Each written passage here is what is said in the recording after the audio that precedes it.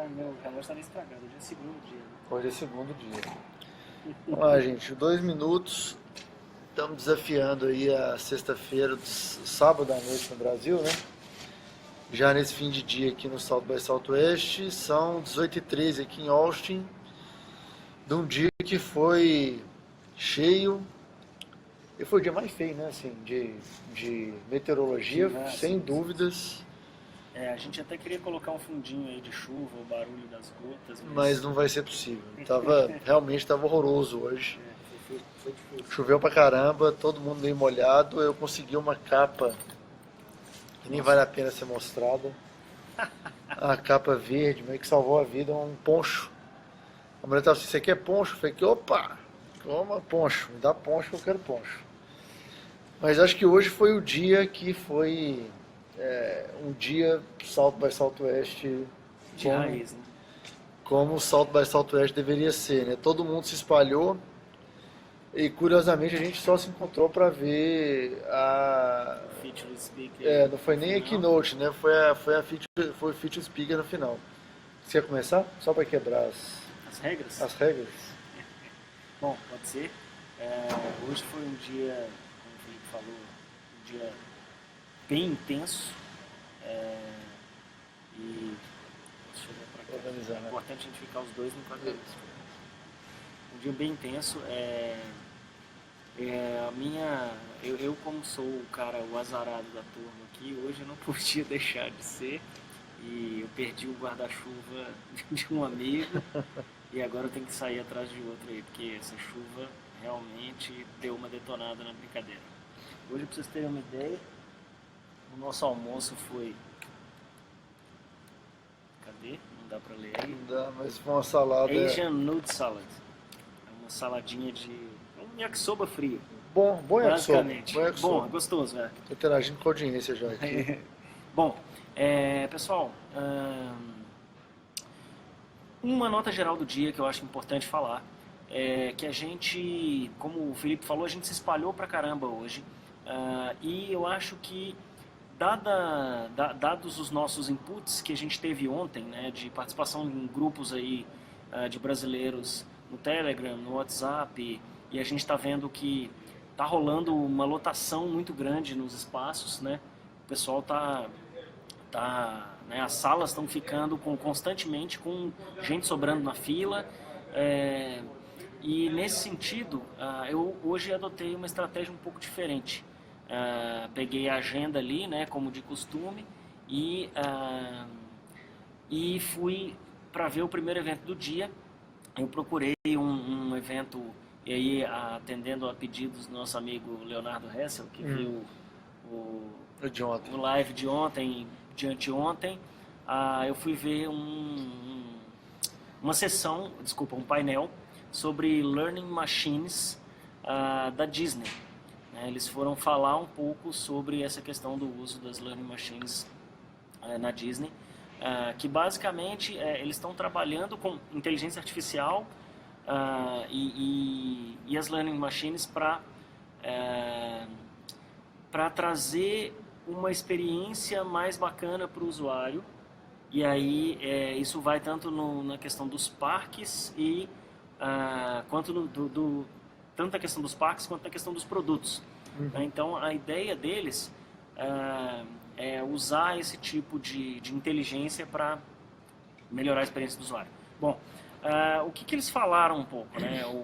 Claro que não trouxeram nenhum segredo industrial, né? A Disney, a gente sabe que eles são super fechadinhos com as coisas deles. O mediador do painel, inclusive, brincou com eles, né? Mas o que vocês estão preparando aí para nós e tudo? Mas tive a oportunidade de ver algumas coisas que estão por vir, e uma das coisas que eles trouxeram foi interessante. Eles passaram um vídeo super curtinho assim de um bichinho que eles estão desenvolvendo, que é um camaleão, que é um robozinho, que é inteligente, que interage, que é bonitinho, que é fofinho, adorável, que é muito legal, assim, que, né, as pessoas ficam encantadas porque não tem jeito, né? É bonitinho.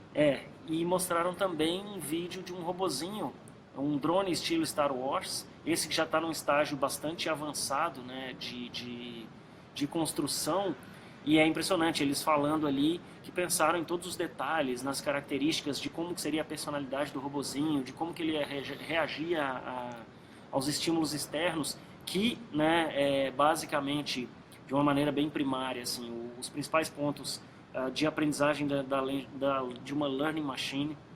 Então, no quanto ela consegue reconhecer o espaço, né, visualmente, o quanto que a tecnologia dá para ela de reconhecimento de espaço, e áudio, né, de ouvir os sons ao redor, o que está acontecendo. E aí mostra o robozinho lá no meio de um monte de criança enlouquecida e tal, que é muito legal. E aí eles falam, né, que é impressionante porque assim, não é um ser humano, mas também não pode ser considerado um simples objeto.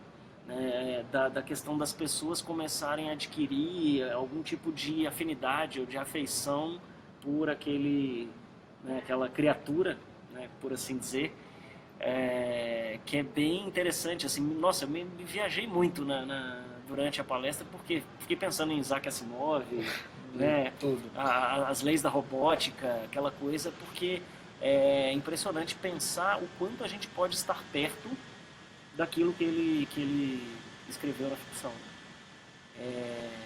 Enfim, foi um negócio bem bacana. Não tem muita coisa técnica para falar sobre, mas eles estão trabalhando nisso. Antes que alguém pergunte, né, o que isso tem a ver com a educação, lembrando que a gente está no Interactive, mas que a gente tenta trazer um pouco desse olhar de educação também. Aí, imaginem a gente usando learning machines ou criaturas inteligentes como, né, dentro de um contexto de educação.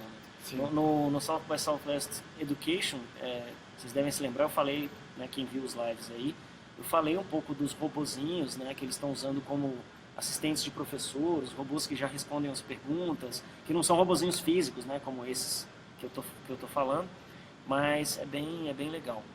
E antes de passar a palavra para você, eu tô falando pra caramba. Uau! É só porque na sequência eu, né, como eu falei, adotei uma estratégia diferente, então eu acabei ficando no mesmo espaço e procurando uma coisa interessante para ver nesse mesmo espaço. Porque se eu me deslocasse, eu fiquei com medo de entrar numa coisa que ia lotar, enfim.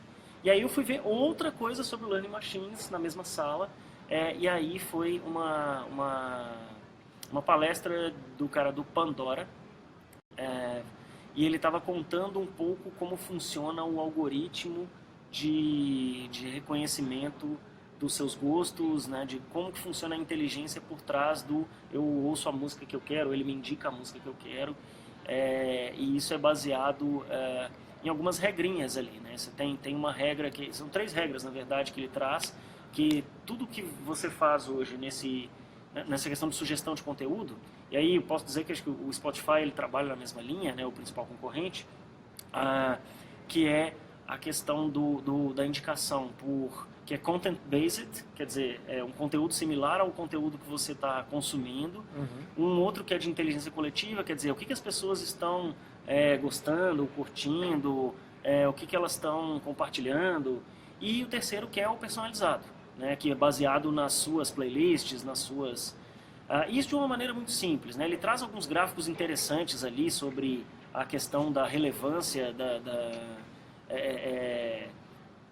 enfim, eu acho que até vale a pena a gente depois estender um pouco nisso na nossa versão aí YouTube, ou quando a gente colocar isso no blog, porque tem umas coisas que são interessantes da gente ver nessa questão de inteligência aí. Mas também foi dentro do termo de inteligência artificial e learning machines, porque tem essa coisa de que o aplicativo ele aprende com o que você está escutando e ele leva em consideração essas 3 regras, mas tem um monte de outras métricas, de quantas horas de música você está escutando por dia, de o quanto você pula uma música ou outra.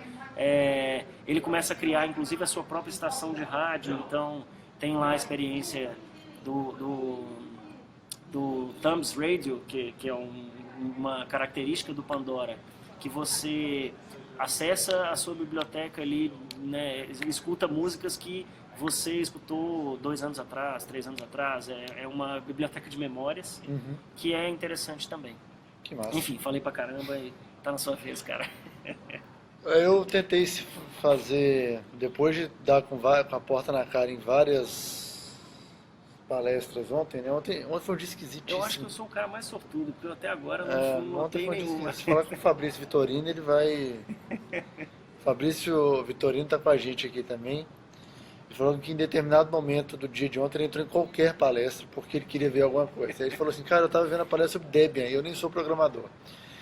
Mas eu comecei o dia vendo uma palestra sobre se o conceito de cozinhar em casa está acabando ou não. Ou se cozinhar em casa nunca esteve tanto em voga neste mundo que vivemos. E teve um ponto interessante da palestra, porque era no Driskill, que acho que é o hotel mais antigo de Austin, então é bem diferente do que a gente vê aqui. Tinha duas pilastras no meio, tipo assim, tinha o telão e a pilastra, então você tinha que ficar desviando.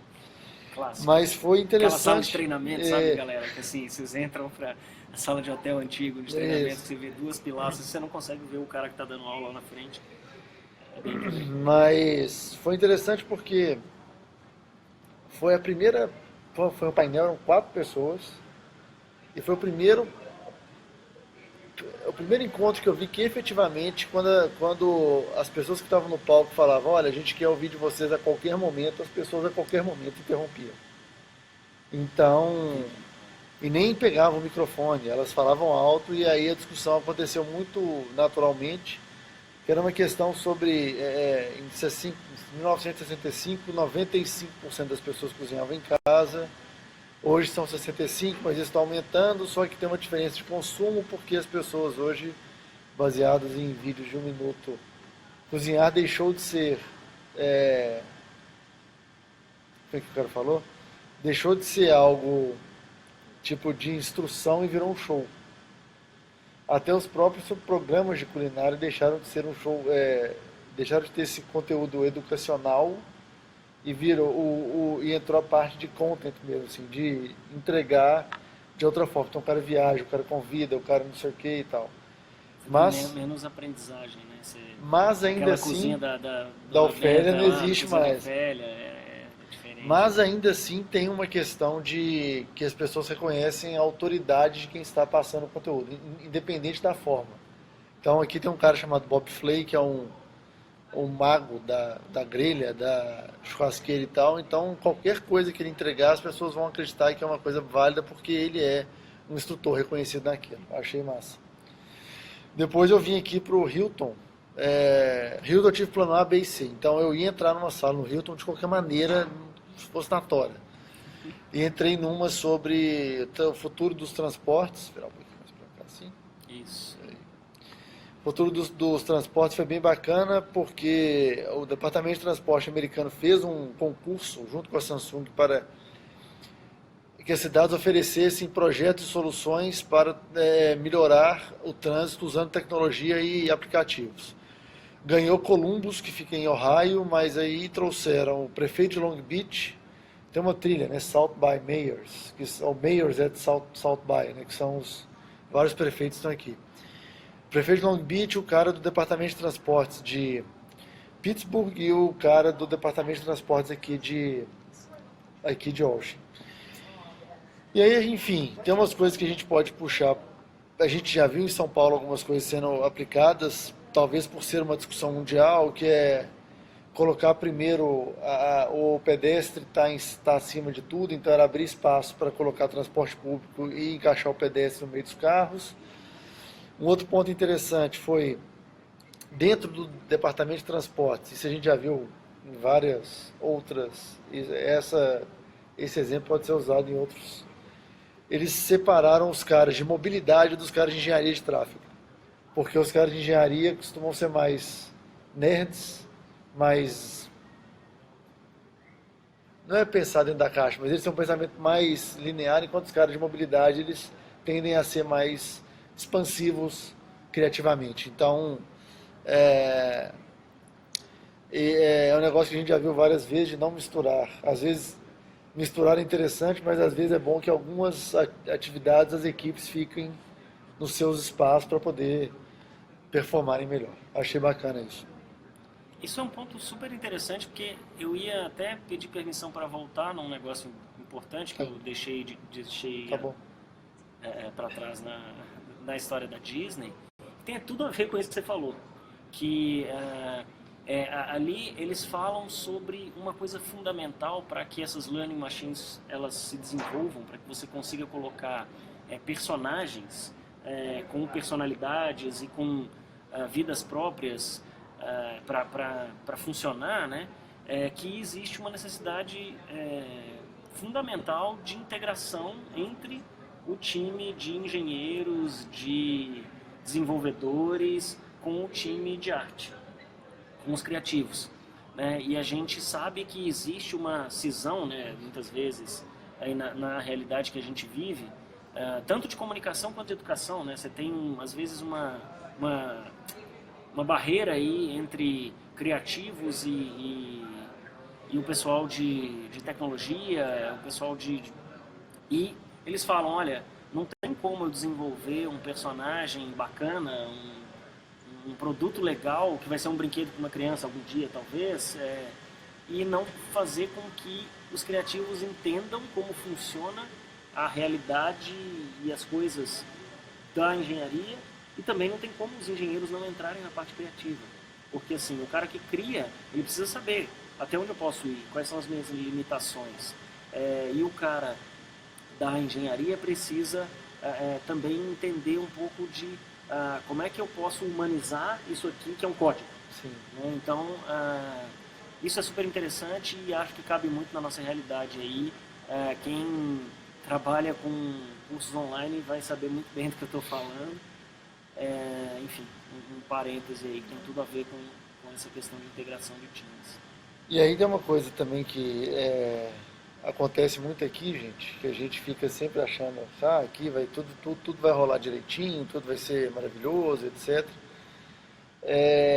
Existe palestra ruim e existe palestra ruim com nome grande.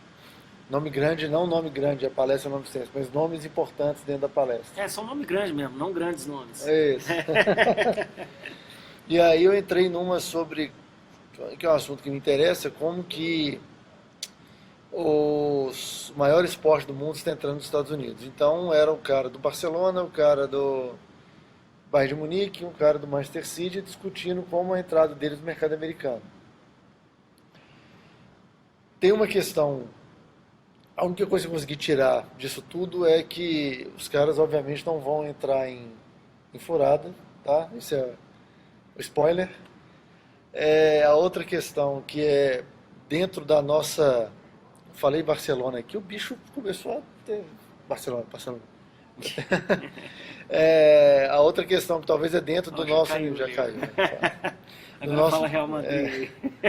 Do nosso universo de educação, é que o cara do Bayern de Munique disse que eles perceberam que poderiam aumentar a base de fãs quando a maioria dos fãs atuais eram pessoas que falavam alemão. Então eles começaram a localizar o conteúdo para tentar aumentar a base de fãs. A palestra foi ruim porque sabe quando o cara não está afim de entregar? Então o cara do Barcelona, as pessoas falando de estratégia, etc, e ele falou assim, veja bem, estamos aqui para aprender também, não só para buscar parceiros e tal. Eu falei, então não vai entregar. Não quer entregar, então... Aí eu saí com meia hora de palestra, eu saí para vir para cá para conseguir ver o Keynote. O Featured Speaker. Não, o Keynote antes. Você viu que é verdade, você estava no Keynote.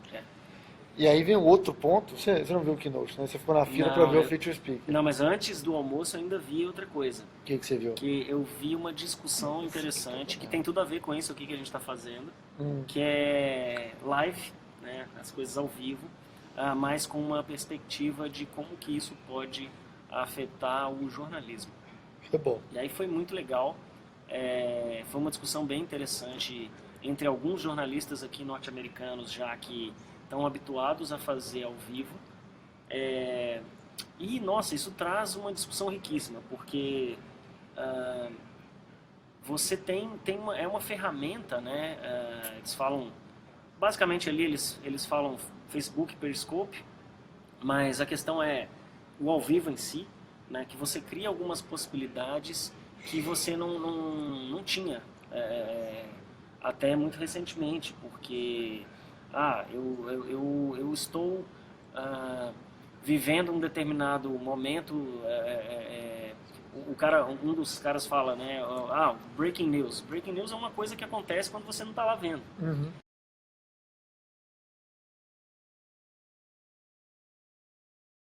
De ter um flagrante ali de uma coisa acontecendo, como por exemplo, uma grande tempestade que começou e você está ali no meio daquilo, e você consegue transmitir o que está acontecendo com um grau de fidelidade de praticamente 100%, ou você cobre uma manifestação, e aí eles falam muito que o ao vivo ele aumenta a responsabilidade do jornalista, porque se eu estou numa manifestação cobrindo ao vivo, eu não tenho como ter a desculpa de não deixar os dois lados falarem, porque os dois lados estão ali frente Sim, a frente. Total. Né? Então,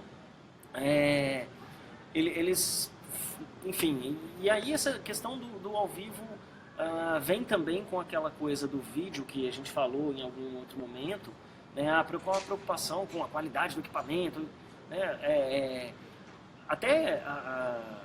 Os jornalistas até dão algumas dicas dizendo, olha, é legal, se você for uma pessoa que faz ao vivo constantemente, é legal você ter um estabilizador, porque às vezes você fica mudando, né, a câmera de mão, e aí fica aquela coisa tremida, balançada, que incomoda o seu público. É legal você ter, eventualmente, um microfone um pouco melhor, se o seu não estiver legal, mas aí você tem que prestar atenção, o fio tem que ser longo o suficiente para você conseguir movimentar a sua câmera, o seu telefone, para mostrar o que está acontecendo. O ao vivo também cria a possibilidade do cidadão comum virar um repórter, né? A gente tem visto isso acontecer aí, não necessariamente no ao vivo, mas a gente tem visto já os grandes veículos no Brasil pegando conteúdo de usuário, né? Sim. A gente viu a situação do Espírito Santo mesmo. Ressalva nisso, mas é válido. Claro, mas é assim, não estamos entrando na discussão da Claro. qualidade do uso disso, mas as possibilidades que esse ao vivo cria, e essa questão, se você é um jornalista principalmente, o quanto a sua responsabilidade aumenta diante da população quando você tem uma ferramenta como essa na mão. Então foi uma discussão bem legal nesse sentido. Isso talvez tenha um link também com o que a gente viu no Education de tecnologias, como que as universidades têm que aprender com os jornais, esse tipo de tecnologia que matou os jornais, de certa forma, entendeu? Sim, sim. Que não vai acontecer tão cedo na universidade, mas assim, o tipo de coisa que é a adoção de novas tecnologias que tem que ser, que você tem que ficar atento para quanto maior você for, mais lenta vai ser a sua mudança, a sua capacidade de mudança. Isso. Agora, matou os jornais, mas vale um parênteses sobre isso, mas não matou o jornalismo, né? Não. Porque você tem, na verdade, uma necessidade de reinvenção da imprensa como ela Sim. andou até hoje. Sim. Né? Então, enfim, aí quando a gente vai pensar nisso, né, o quanto isso pode afetar a vida do cidadão lá, comum, enfim.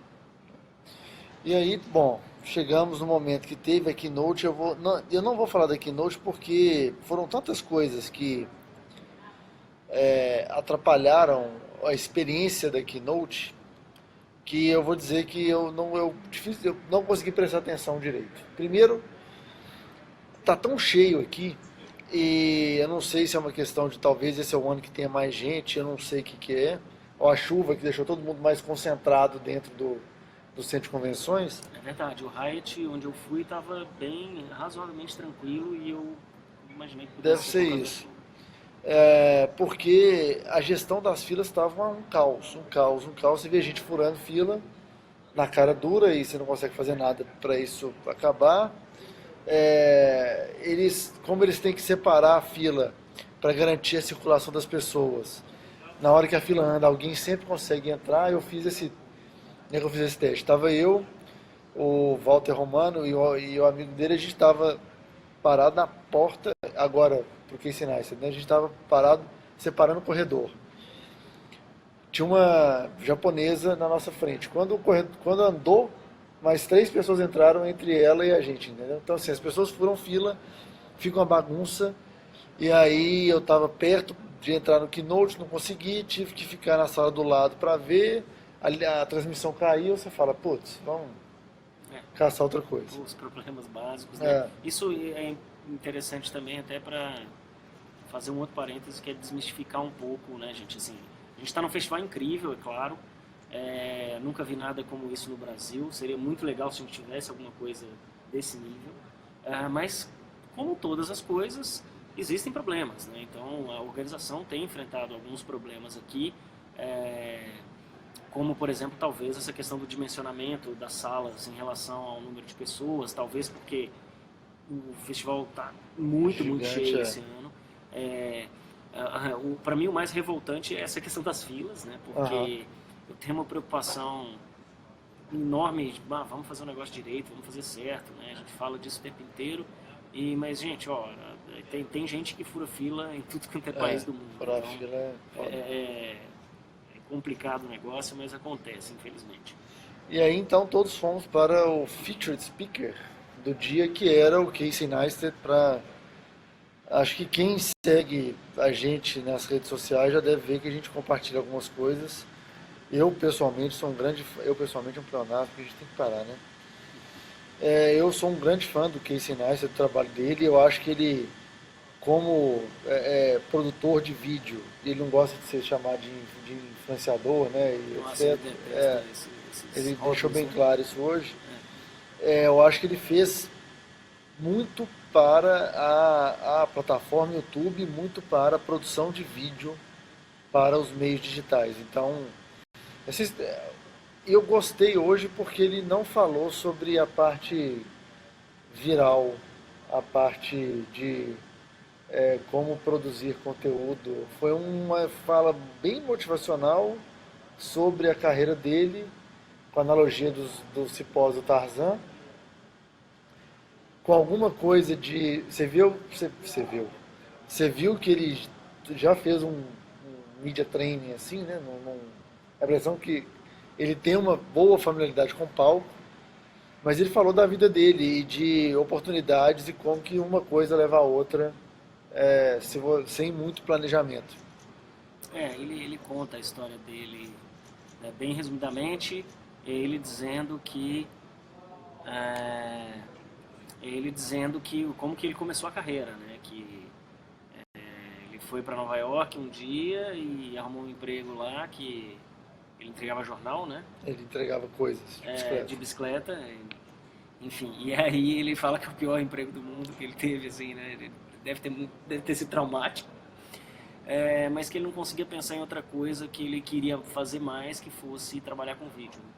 E aí ele começa toda uma trajetória no sentido de conseguir cavar esse espaço que ele faz muito bem. Sim. Ele passa por um momento em que ele produz uma série com o irmão dele, que é comprada pela HBO, mas depois ele reclama que eles exibiam sexta-feira, meia-noite, né? Tipo esse horário aqui agora. Exatamente. Né? A galera toda tomando cerveja, a gente aqui fazendo live falando no live, internet. isso. Mas...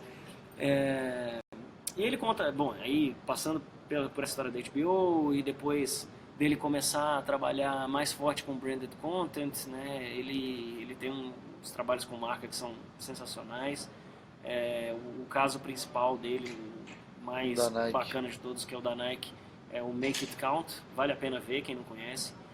E que em algum momento, depois que ele trabalhou um tempo com branded content, tinha uma empresa, as pessoas trabalhando para ele e tal, ele se deparou com um conflito que acho que muitos de nós se deparam o tempo inteiro, né? Então, nossa, tô de saco cheio de fazer isso, não pela parte do vídeo em si, mas porque trabalhar com marca é um negócio complicado, o cliente é um negócio complicado, né? O processo é um negócio complicado. Não é escalável. Não é escalável, e, de novo, quem trabalha com curso online sabe muito bem do que eu estou falando, B2B principalmente. Uhum.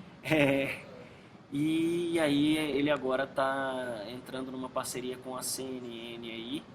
Parceria não, ele foi comprado pela CNN. Tá. Vamos pôr. Ele foi comprado pela CNN. E vai, né, trabalhar com produção de conteúdo para eles aí. É bacana porque é um cara que talvez pela época que ele começou a trabalhar, ele viu a transição do analógico para o digital, do jeito que as pessoas consomem conteúdo, e ele pode estar ali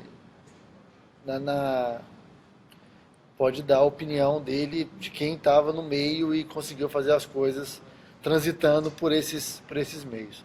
Foi um dia bacana, foi um dia muito cansativo. Acho que agora... Vocês estão vendo que o cabeça já tá abrindo a boca aqui, Já. já abriu umas 3 vezes já. eu tenho acordado cedo, tá foda. Ele tá... E Mas pensar que a gente tá nesse batidão aí já tem alguns dias. quase uma semana. E amanhã, bom, se tudo der certo, a gente vai continuar fazendo esse negócio de planejar certinho e ver as palestras e trazer coisas bacanas para contar para vocês. Amanhã, domingo, é isso mesmo, domingo. Considerações finais, amanhã é domingo, nesse horário vocês já estarão em casa, no Brasil. Não assistam Fantástico, assistam a gente. Isso. Consumam conteúdo de outra forma, tipo aqui. E é isso, vamos fazer uma rodadinha aqui de A interação com o público, interação com o público. que tá André- pequena hoje, né? A galera tá mesmo tem na jeito, cerveja. não tem jeito. Sábado à noite. Cozinha da Ofélia é antigo demais, André fala, é antigo, bem antigo. Mas eu gostava da Cozinha da Ofélia. Eu gosto da Palmeirinha hoje. Essa é a A do ar. Palmeirinha Essa é a do ar. a Palmeirinha é melhor, cara. Emerson, Louquinho. Emerson Bizan, grandes feras. Nossa, fera é ele, né? Eu sei que o Emerson tinha falado, o Marcos uma vez comentou do CrossFit, tinha uma trilha de CrossFit aqui hoje, Emerson.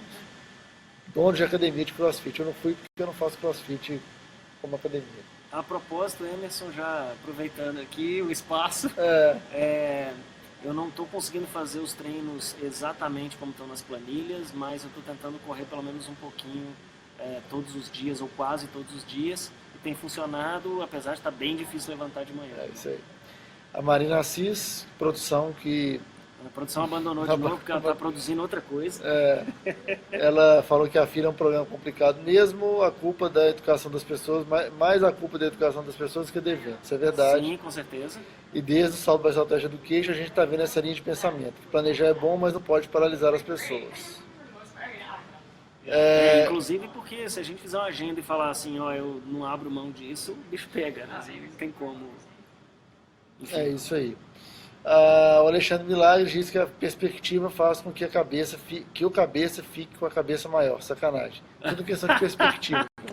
Beleza, da próxima vez A eu gente- fico na a gente frente e ele inverte, fica atrás. E André de novo fala que as informações sobre educação, inclusão e jornalismo, obrigado por compartilhar. No final disso tudo aqui, a gente está fazendo isso tudo aqui, mas acho que no final a gente vai entregar, chegando no Brasil, colocando todas as coisas em ordem, eu acho que vai dar para fazer um conteúdo mais abrangente, mais estruturado, né? exato. Na verdade, assim, a gente está trazendo resumões para vocês, mas, poxa, se for pegar aí essa meia hora de papo aí, tem um monte de referência, um monte de link, um monte de nomes, um monte de coisas que a gente não tem condição de trazer tudo detalhadamente aqui no live, mas que a gente vai organizar para vocês aí melhor. Exatamente. Então amanhã, 9 da noite, horário de Brasília, estaremos de novo ao vivo aqui para falar com vocês sobre o dia 3 do South by Southwest. E é isso aí. Comporta-se nesse sábado à noite, a gente se vê amanhã. Valeu. Obrigado, gente.